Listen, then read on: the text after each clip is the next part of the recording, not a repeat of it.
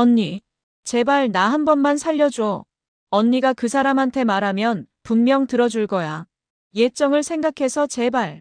불과 몇 달 전만 해도 심순애는 한마는의 미용실로 불쑥 찾아와서는 다짜고짜 한마는에게 돈다발을 던지면서 이 돈 먹고 제발 좀 자신한테서 떨어지라며 아주 미친 소리를 늘어놓았었는데요.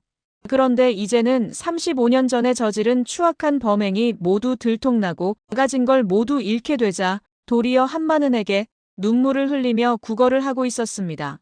그만큼 심순애의 상황은 아주 절망적이었어요. 이미 여기저기 빌린 돈만 해도 미용실 권리금을 훨씬 웃도는 상황인데다가 체포된 진상아가 빌린 사채까지 뒤집어 쓰면서 아예 스스로 해결할 수가 없는 상황이었죠. 도저히 감당할 수 없는 금액이었습니다. 반면에 한마는은 진중배의 친딸을 무려 35년 동안 키워준 대가를 진중배에게 당당하게 요구할 수 있는 입장이었기 때문에 돈 냄새를 맡은 심순애가 귀신같이 한마는을 찾아왔던 건데요. 도박꾼 동거남의 핏줄을 들이밀고 진건축 안방을 차지했던 그 뻔뻔함이 또다시 발동이 걸린 것이죠. 그런 심순애의 얄팍한 속내를 한마는은 단박에 꿰뚫었습니다. 그녀는 천천히 다가와 무릎 꿇은 심순애 앞에 멈춰서더니 조용하지만 단호한 목소리로 말을 꺼냈습니다. 넌 어쩜 그렇게 뻔뻔스럽니? 난 너랑은 달라. 내가 선주를 키웠다고 해서 진건축 대표한테 돈을 달라고 할 생각은 없어. 그러니까 너랑 네 딸이 진 빚은 너가 알바를 해서 벌든 감옥에서 노역을 해서 벌든 네 스스로 해결해. 다른 사람 돈 거저 먹을 생각하지 말고 당장 돌아가. 아군인 줄 알았던 남편 전남진에 의해 진상아가 경찰에 체포되고 엄마인 심순애가 진상아의 빚까지 모두 떠안으면서 경찰에 체포당하는 이야기를 지금부터 말씀드릴까 합니다. 진상아, 우리 이쯤에서 이혼하자. 전남진은 피를 흘리고 쓰러진 친아빠를 매정하게 두고 도망가는 진상아를 본 순간 진상아와 이혼하겠다고 다짐한 상태였습니다. 지분담보 위임장을 위조해놓고 파트너인 자신한테까지 거짓말을 하질 않나. 이제는 하다못해 사람을 죽여놓고 도주까지 하다니. 지 엄마를 닮아서 제정신이 아니란 생각이 들었거든요. 그동안 진상아와 관계를 유지했던 건 그럼에도 진상아가 진건축을 물려받을 수도 있다고 생각해서였는데 그것마저 사실상 물거품이 되어버린 지금 상황에서 더 이상 진상아와 엮일 이유가 없었죠. 혹시 진상아가 자신의 약점을 잡고 협박할 수도 있다는 생각에 범행 현장까지 영상으로 남겨둔 전남진인데요. 전남진이 무표정한 얼굴로 영상을 들이밀자 진상아는 마치 벼락이라도 맞은 듯 소스라치며 소리를 질렀습니다. 이거 뭐야? 이걸 도대체 왜 영상으로 찍은 거냐고. 그러자 전남진이 싸늘한 눈으로 진상아를 노려보며 말하길. 너가 구질구질하게 매달릴까봐 그랬지. 찍어두길 잘했네. 집에 있는 짐은 오늘 빼고 서류는 내일 준비해 올게. 잠깐만. 그럼 이혼해줄 테니까 내각 보는 이 자리에서 그 영상 지워줘. 전남진은 진상아를 매정하게 손절하는 게 미안했는지 딱히 약점 잡힌 것도 없어서 지워줄 이유가 전혀 없었지만 진상아의 요구대로 영상을 순순히 지워줍니다. 삭제 버튼을 누른 순간 진상아를 완전히 떼어냈다는 생각에 묘한 해방감을 느끼고 있었죠. 진상아는 영상이 지워지는 것을 뚫어지게 쳐다보며 깊은 안도의 한숨을 내쉬었지만 그 짧은 안도의 순간은 그리 오래가지 않았습니다. 곧이어 고요했던 전화기가 울렸는데 경찰로부터 걸려온 전화였거든요. 경찰서로 가는 진상아의 뒷모습을 확인한 전남진은 곧바로 피선주가 있는 팀장실로 달려가는데요. 물론 아무 이유 없이 피선주에게 가는 건 아니었습니다. 피선주의 아빠 피수일이 동시에 김소우의 아빠라는 이야기를 들었기 때문에 두 사람이 결혼하지 못한다는 가정하에 틈새 시장을 공략한다는 생각으로 피선주에게 들이대볼 생각이었어요. 뒤늦게 내다버린 1등 복권을 다시 회수한다는 마음으로 말이죠. 하지만 피선주는 심순애와 살았던 동거남이 어째서 자신의 친아빠를 알고 있는 건지 알아내기 위해 머리를 싸매고 고민하고 있었습니다. 한창 집중해서 생각을 하고 있는데 갑자기 사무실 문이 불쑥 열리며 익숙한 목소리가 피선주의 집중을 깨트렸습니다. 전남진의 얼굴을 보자마자 짜증을 내는 피선주인데요. 대기발령인 걸로 아는데 여긴 왜 또 찾아왔어? 뻔뻔스러움에 일가견이 있었던 전남진은 그 말에 전혀 아랑곳하지 않고 자신의 감정을 꾹 눌러 담은 듯한 목소리로 입을 열었습니다. 선주야, 나 오늘 상아랑 이혼했어.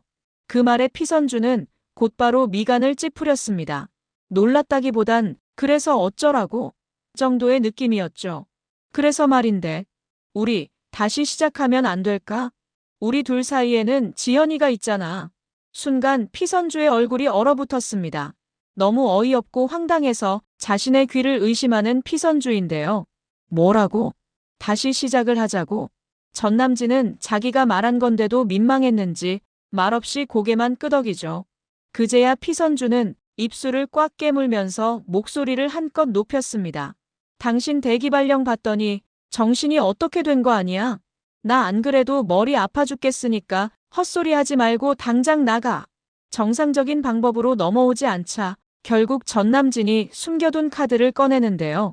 선주 네 친아빠. 누군지 내가 알려줄 수 있어. 알고 싶지 않아? 그 말에 피선주의 동공이 휘둥그레졌고 본능적으로 전남진에게 되물었습니다. 당신, 우리 아빠가 누군지 알고 있다는 거야?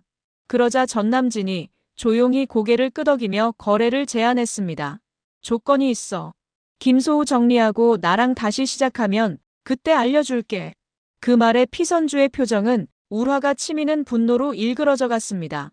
그러더니 주먹을 불끈 쥔 채 전남진을 향해 크게 소리쳤어요. 당신이랑 다시 시작하느니 그냥 아빠가 누군지 모르는 채로 살게. 내 사무실에서 당장 나가. 전남진은 야심차게 준비한 비장의 카드마저 먹히지 않자 시무룩한 표정을 지으며 팀장실을 나가버리죠. 그런데 바로 그때 침묵을 지키던 피선주의 핸드폰이 요란하게 울리기 시작합니다. 경찰로부터 걸려온 전화였죠. 경찰 조사를 받으러 오라고요? 지금 가겠습니다. 아직 전남진 때문에 화가 가라앉지도 않았는데 불이 나게 경찰서로 달려가는 피선주인데요. 이때까지만 해도 피선주는 자신이 사건의 범인으로 의심받게 될 거라는 건 꿈에도 생각하지 못했습니다. 사건을 목격한 유일한 사람이니 그저 사건에 대해서 몇 가지 물어보겠거니 생각하고 있었죠. 하지만 담당 형사에게 사건 당시 상황을 설명하려던 순간 형사의 입에서 충격적인 말이 나옵니다. 피선주 씨, 사건을 목격한 목격자가 있습니다. 피선주 씨가 동거남 씨를 계단에서 밀었습니까? 순간 피선주의 온몸이 굳었습니다. 처음에는 잘못 들은 거라고 생각했어요. 그게 무슨 말씀이세요? 제가 그분을 계단에서 미는 걸 목격한 사람이 있다고요? 누군가 어려움에 처하면 늘 사람들을 도와주면서 선량하게 살아왔는데 난생 처음 겪어보는 경찰의 압박에 입술을 덜덜 떠는 피선주인데요. 그게 누군가요? 그 순간 뒤에서 누군가 성큼성큼 걸어오는 소리가 들려오는데 바로 진상아였습니다. 입가에 걸린 얄팍한 미소. 마치 모든 걸 계획이라도 한 듯한 여유로운 얼굴. 진상아가 썩은 미소를 지으며 경찰에게 말하길. 제가 다 봤어요. 피선주 씨가 이분을 계단에서 밀었다고요. 그 한마디가 피선주의 가슴을 찍어 눌렀습니다. 진상아. 피선주는 순간 너무 황당해서 입에서 말이 나오지 않았어요. 너무 억울하고 분해서 숨이 가빠졌고 가슴이 조여들 듯 답답할 지경이었죠. 지금 이 순간이 거짓말처럼 느껴지기도 했습니다. 한 사람의 거짓 자백으로 일순간에 살인범이 될 수 있다는 걸 몸소 체험하게 된 무서운 순간이었는데요. 가빠진 숨을 간신히 진정시키고 조심스럽게 입을 여는 피선주. 저기 경찰관님. 저는 그냥 저한테 전화를 건 이분이 나타나지 않으셔서 궁금해서 다시 내려가 보다가 우연찮게 쓰러진 걸 발견한 것뿐이라고요. 그런데 경찰 입에서 나온 말이 더 가관이었어요. 혹시 증거가 있을까요? 증거는 경찰관님이 찾으셔야지. 그걸 왜 저한테 찾으세요? 일단 현장을 목격한 목격자가 있기 때문에 오늘은 경찰서에 머무셔야 할 것 같습니다. 뭐라고요? 경찰 측에서는 이미 피선주를 용의자로 확정하고 있었습니다. 결국 피선주는 진상아의 더러운 거짓 자백으로 졸지의 유치장 신세를 지게 되는데요. 김소우와 한마느는 피선주가 살인 혐의로 유치장에 갇혔다는 이야기를 듣자마자 한 걸음에 경찰서에 달려왔지만 딱히 도움이 되지는 못했습니다. 옥상 쪽 계단이라서 CCTV가 없는 사각지대였던 탓에 피선주의 무죄를 입증할 방법이 없었거든요. 반면에 전남진은 피선주가 누명을 쓰고 유치장에 갇혔다는 이야기를 듣자마자 진상아가 무슨 수를 썼다는 걸 0.1초 만에 눈치챘어요. 범행 현장 영상을 지워달라고 했을 때 설마 했는데 진짜 피선주에게 뒤집어 씌울 줄이야. 정말 무서운 여자라는 생각이 들었습니다. 또다시 진상아의 추잡한 행각에 혀를 내두르면서 고개를 젓는 전남진인데요. 전남진은 피선주가 1등짜리 복권인 줄도 모르고 죽 써서 개를 줬다는 생각에 피선주의 집 근처 포장마차에서 혼자 소주를 마시며 쓴웃음을 짓습니다. 1등짜리 복권을 버리고 쓰레기를 주운 자신의 선택을 뼈저리게 후회하고 있었죠. 그런데 바로 그 순간 전남진이 가슴 안주머니에서 휴대폰을 살며시 꺼내더니 화면을 응시하며 이유 모를 회심의 미소를 짓는데요. 바로 범행 영상이었습니다. 알고 보니 전남진은 원본 범행 영상을 다른 폴더에 복사해둔 것이었어요. 이미 진상아에게 영상을 보여주기 전부터 지우라고 할 것을 미리 예상하고 다른 폴더에 복사를 해둔 것이었죠. 영상을 찬찬히 돌려보면서 피선주를 구해야 하나 말아야 하나 마음속으로 많은 생각이 교차하고 있었습니다. 썩 마음에 내키진 않았어요.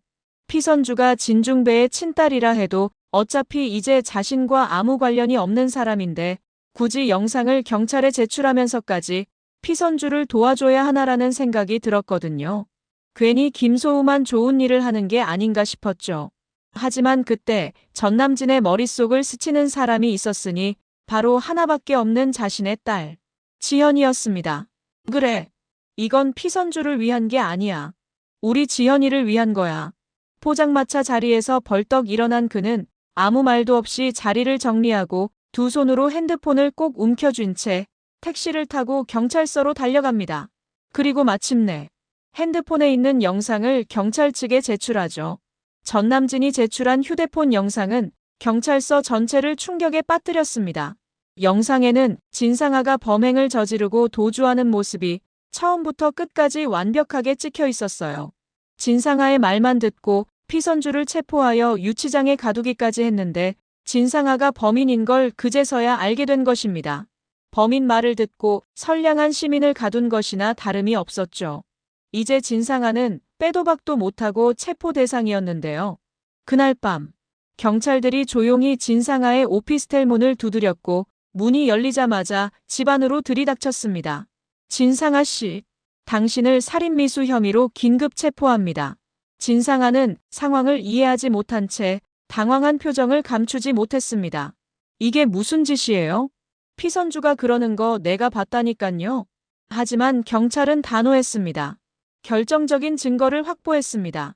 조용히 따라와 주시죠. 이거 놔. 당장 놓지 못해? 완강하게 저항하던 진상아는 경찰서에 도착하자마자 담당 경찰이 재생시킨 범행 영상을 보자마자 순식간에 얼굴이 일그러지면서 눈동자가 떨리기 시작합니다. 전남진이 자신의 뒤통수를 쳤다는 걸 그제서야 눈치챈 것이죠. 다 된 밥에 코를 빠뜨렸다는 생각에 괜히 혼잣말로 쌍욕을 하는 진상아인데요. 전남진 이 자식, 네가 감히 나를 배신해? 같은 시각 전남진은 연락처에 있는 진상아의 전화번호를 지웠습니다. 진상아만 아니었다면 피선주를 놔두고 바람을 피우지도 않았을 것이고 만약 그랬다면 지금쯤 완전히 다른 인생을 살고 있을 텐데 악연도 이런 악연이 없다는 생각이 들었거든요. 앞으로 두 번 다시 엮이지 말자고 생각하면서 가차없이 삭제 버튼을 누르는 전남진. 진상아의 번호를 지운 전남진은 손가락이 진중배의 번호에 머물고 있었어요. 전화할까 말까? 그는 한참을 망설였습니다. 몇 번이나 통화 버튼을 누르려다 한숨만 내쉬고는 손을 떼곤 했습니다. 하지만 한참을 고민한 끝에 그가 도달한 결론은 그래도 해볼 수 있는 건 뭐든 해봐야겠다는 생각이었어요. 비록 피선주의 남편으로 돌아갈 수 없어도 이대로 넋놓고 가만히 있다가 대기발령 상태로 진건축에서 쫓겨나고 싶지는 않았습니다. 결국 어렵사리 진중배에게 전화를 걸어서 기어코 만남을 갖는 전남진인데요. 대표님 친딸이 누군지 제가 알려드리겠습니다. 진중배는 유일하게 진실을 알려줄 동거남이 죽자 완전히 시리에 빠진 상태였는데 뜬금없이 전남진이 모든 진실을 말해준다고 하니 허겁지겁 옷을 입고 약속 장소로 나갑니다. 내 친딸이 누군지 정말 자네도 알고 있나? 진중배의 목소리는 가늘게 떨리고 있었고 그 눈빛은 기대와 불신 사이에서 요동치고 있었습니다. 전남진은 깊은 한숨을 내쉰 뒤 천천히 고개를 끄덕이는데요. 저도 몰랐는데 최근에 알게 됐습니다. 그게 누군가? 얼마 전에 죽은 동거남 말로는 나랑 가까이 있는 사람이라던데. 빨리 말해보게. 전남진은 기껏 귀중한 정보를 알려주고 토사구팽당할지도 모르는데 당연히 맨입으로 말해줄 생각이 없었습니다. 말씀드리기 전에 조건이 하나 있습니다. 조건? 말해보게. 진중배는 눈살을 살짝 찌푸리며 의심스러운 시선을 보냈습니다. 지금 제가 대기발령 상태인데 원위치로 복직을 시켜주신다면 제가 알고 있는 모든 걸 말씀드리겠습니다. 진중배는 사람 애간장을 태우면서 거래를 제안하는 전남진을 보고 또다시 전남진에게 인간적으로 정내미가 떨어졌지만 친딸을 찾아야 한다는 생각에 0.1초 만에 고개를 끄덕이죠. 자신이 가진 모든 걸 내어주고서라도 친딸을 찾고 싶었거든요. 그 마음 하나가 진중배의 모든 판단을 잠식했습니다. 그건 약속하겠네. 이제 말해주게. 그 말을 듣자 전남진은 짧게 눈을 감았다 뜨더니 천천히 입을 열었습니다. 피선주 팀장입니다. 그 순간 진중배는 너무 황당하고 믿을 수 없어서 미간을 찌푸리면서 전남진에게 되묻는데요. 지금 자네 피선주 팀장이라고 그랬나? 정말 피선주 씨가 내 딸이란 말인가? 네, 확실합니다. 장모님이랑 상아가 얘기하는 걸 들었습니다. 아니, 어떻게 이런 일이? 진중배는 머리를 감싸 쥐었습니다. 도저히 현실이라 믿기 어려운 상황이었죠. 피선주가 내 딸이라니. 진중배는 심순애에게 하도 속아서 노이로제가 생겼고 전남진도 그다지 신뢰하지 않았기 때문에 자신이 직접 확인해보기로 결심했어요. 일단 피선주에게는 말하지 않고 일 문제로 얘기를 나누자는 핑계로 피선주를 불러내서 피선주가 입을 댄 빨대만 조심스럽게 챙기는 진중배. 혹시나 모를 변수까지 생각해서 직원을 시키지 않고 직접 유전자 검사소에 가서 의뢰하는데요. 그리고 마침내 검사 결과가 나오는 날이 되자 진중배는 출근을 제쳐두고 곧장 검사소로 향했습니다. 봉투를 받아들고 차량으로 돌아온 그는 떨리는 손끝으로 봉인을 뜯어보는 바로 그 순간 반신반의하면서 열어본 검사 결과에는 99.9% 친자관계가 일치한다는 충격적인 문구가 명확하게 적혀 있었습니다. 그 문구가 눈에 들어온 순간 진중배는 온몸에 전율이 흘렀어요. 피선주가 내 딸이었어. 그의 두 눈에서 닭똥 같은 눈물이 주르르 흘러내렸습니다. 30년 넘게 잊고 살았던 내 딸이 바로 눈앞에 있었다는 사실에 감정이 한꺼번에 밀려온 나머지 숨을 헐떡이며 고개를 떨구고 오열할 수밖에 없었죠. 선주야, 네가 내 딸이었구나. 진중배는 검사지를 가슴 안주머니에 고이 챙겨두고 곧장 피선주가 있는 진건축으로 향했습니다. 그리고 마침내 팀장실 문에 노크를 하고 조심스럽게 문고리를 돌리는데요. 눈시울이 붉어진 채로 진중배가 들어가니 피선주가 화난 얼굴로 진중배를 맞이해줍니다. 대표님, 이제 건강 좀 괜찮아지셨어요? 진중배는 피선주의 말에 대답할 생각도 잊은 채 말없이 피선주의 얼굴을 뚫어지게 바라봤어요. 꿈에서라도 찾고 싶었던 내 딸. 그토록 애타게 그리워했던 존재가 이토록 가까운 곳에 있었는데 까맣게 모르고 있었다는 사실에 하늘이 원망스러울 지경이었죠. 진중배는 눈가에 금방이라도 터질 듯 고인 눈물을 애써 참으며 떨리는 손으로 피선주의 손을 꼭 잡았습니다. 그리고 조심스럽게 안주머니에 있던 검사지를 피선주에게 건네는데요. 대표님, 무슨 안 좋은 일 있으세요? 피선주는 진중배의 손에 전해지는 떨림을 느끼며 검사지를 받아들어 펼쳐봤습니다. 진중배와 피선주 99.9% 친자관계 일치. 순간 피선주 역시 눈에 눈물이 그렁그렁 고이고 있었습니다. 그러자 진중배가 피선주를 바라보며 말하길. 선주야, 아빠가 미안하다. 이제야 널 찾았어. 뚝뚝 떨어지는 눈물방울 속에서 피선주는 하염없이 눈물을 흘리는데요. 대표님이 정말 제 아빠예요? 그 짧은 물음 한마디에 두 사람의 세월이 하나로 녹아내렸습니다. 부녀의 감동적인 상봉은 그 작은 공간을 따뜻한 공기로 채워나갔는데요. 진중배는 그 즉시 자신의 사무실로 달려가서 담당 변호사를 호출했어요. 변호사가 도착하자마자 진중배는 결연한 얼굴로 말했습니다.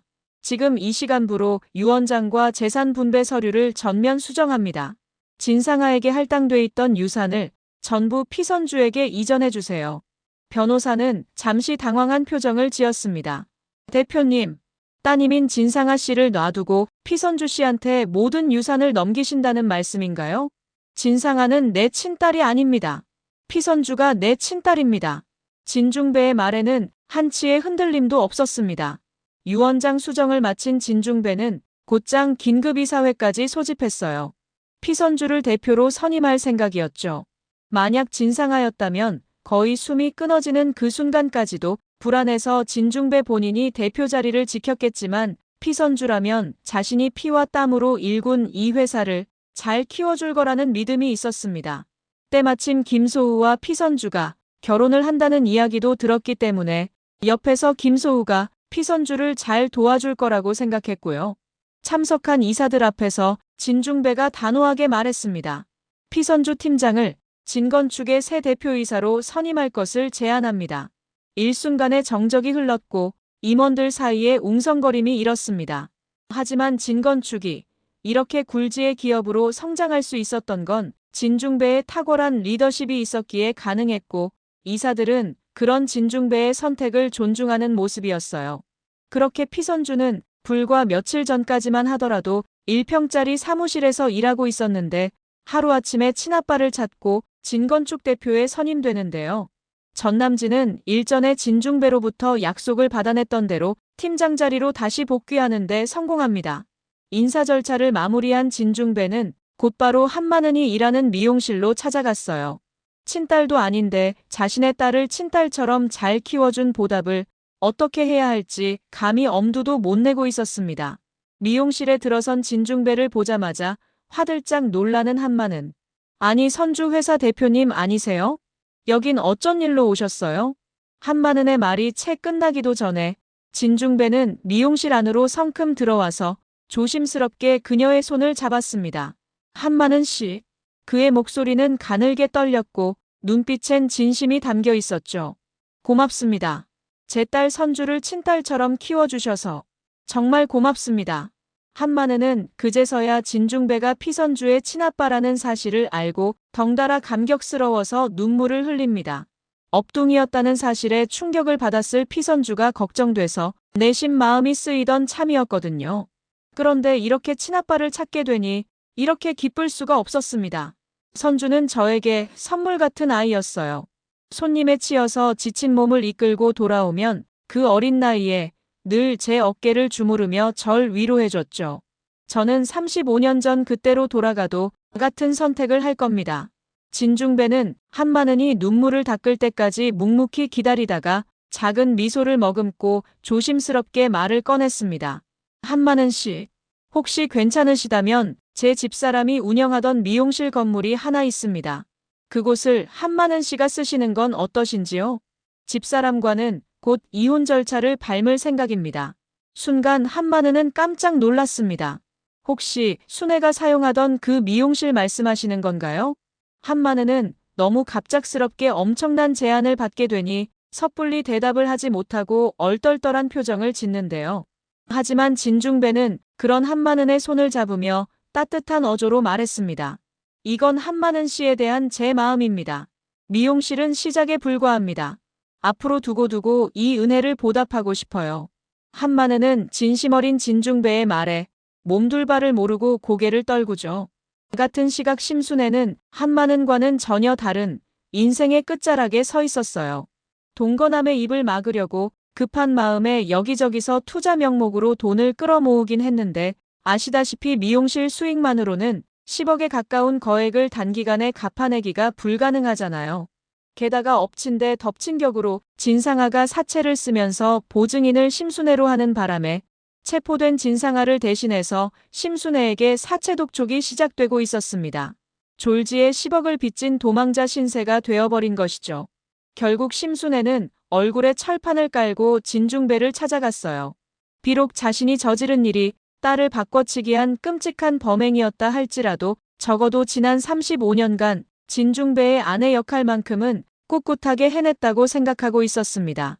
그에 대한 보상을 요구할 자격이 자기에게도 충분히 있다고 굳게 믿고 있었죠.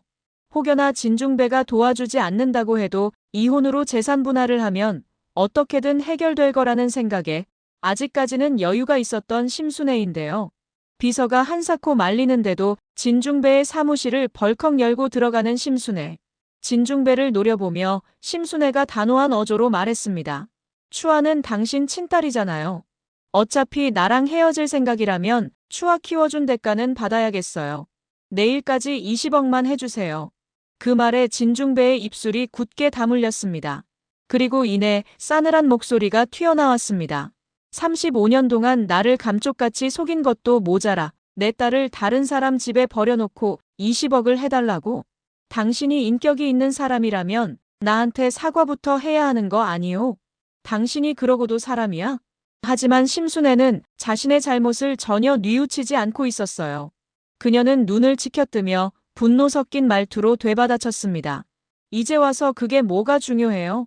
돈 해주지 못하겠으면 이혼이라도 해줘요. 재산 분할이라도 받게.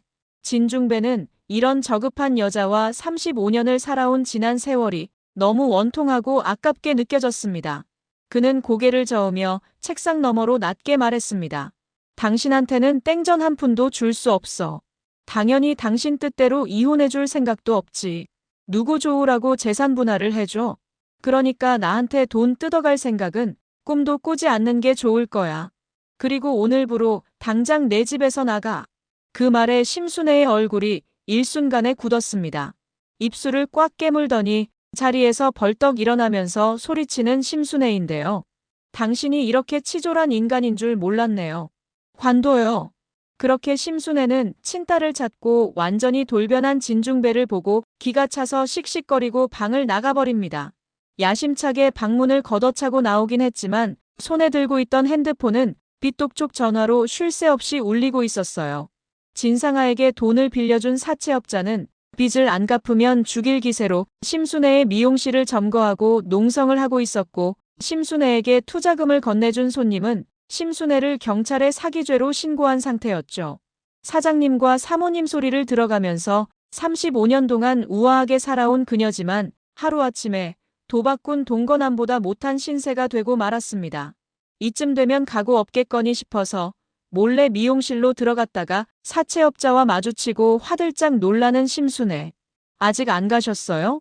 그러자 사채업자가 싸늘한 어조로 심순애를 노려보며 말합니다. 심순애 씨, 따님이 우리 피 같은 돈을 빌려놓고 감방에 들어가서 잠적해버렸어요. 아줌마가 빨리 갚아줘야겠는데요. 지금 당장은 어려워요. 조금만 시간을 주시면. 순간 사채업자가 버럭 소리를 지르면서 심순애를 공포에 떨게 만듭니다. 일주일 줄게요. 이 미용실을 처분하든 아니면 장기를 팔든 일주일 내로 우리 돈 갚아요. 안 그러면 저희도 책임 못 져요. 난생 처음 겪어보는 강도 높은 사채 독촉에 엄청난 공포를 느끼는 심순애인데요. 생명의 위협을 느낀 심순애는 결국 고민에 고민을 거듭한 끝에 한마는의 미용실로 달려갔습니다. 한마는은 진중배가 미용실을 옮겨준다고 제안까지 했는데도 늘 평소처럼 자신의 미용실을 지키고 있었죠. 평생 안 볼 것처럼 하더니 여긴 어쩐 일로 오셨을까? 한마는이 심순애를 노려보며 매섭게 쏘아붙였습니다. 그러자 심순애가 최대한 불쌍한 표정으로 조심스럽게 입을 여는데요. 한마는 씨, 아니 마는 언니, 나 좀 도와줘요. 빚쟁이들이 여기저기서 찾아와서 숨막혀서 죽을 지경이에요. 그 말에 한마는은 썩은 미소를 지어 보이며 대답했습니다. 다 네가 자초한 상황이야. 누가 사채 끌어다가 쓰래. 차라리 길 가다가 돈을 뿌리면 뿌렸지. 너한테 줄 돈은 한 푼도 없으니까 당장 여기서 나가. 너 쌍판대기 꼴도 보기 싫으니까. 그런데 바로 그때 심순애가 크게 한숨을 내쉬더니 바닥에 무릎을 꿇기 시작하는데요. 언니, 내가 이렇게 한 번만 부탁할게요. 나 돈 못 갚으면 진짜 죽을지도 모른다고. 그러자 한마는이 울먹거리는 심순애에게 충격적인 말을 건넵니다. 그냥 죽어. 너같이 은혜를 원수로 갚는 것들은 마시는 공기조차 아까우니까. 이참에 그냥 죽어버리라고. 작전이 실패로 돌아가자 그제서야 본색을 드러내는 심순애. 더러워서 안 받고 말지. 내가 당신 평생 저주할 거야. 그렇게 심순애는 투자자의 신고를 받고 출동한 경찰에 의해 다음날 사기죄로 긴급 체포됩니다. 진중배에게 집에서 쫓겨난 이후로 생활비가 부족해서 고시원에 묵고 있었는데 곤히 자고 있다가 비참하게 끌려가는 충격적인 최후를 맞이하는데요. 진상아는 친아빠인 동거남을 죽게 하고 도주한 것도 모자라 피선주에게 누명까지 씌우려 한 괘씸죄가 인정되어 무기징역을 선고받습니다. 엄마인 심순애도 재판에서 수십억을 편취했다는 혐의가 인정되어 실형을 선고받게 되죠. 재판장에 출석한 진중배는 한때 가족이었던 두 사람이 천벌을 받는 모습을 보고 씁쓸한 표정을 짓는데요. 이날 이후로 한마느는 고심 끝에 진중배의 제안을 받아들이고 그레이스심 미용실을 이어받게 됩니다. 심순애가 사용하던 것들은 모두 교체되고 한마는만의 미용 공간으로 화려하게 꾸며지게 되죠. 구독과 좋아요는 제가 영상을 제작하는데 큰 힘이 됩니다. 구독, 좋아요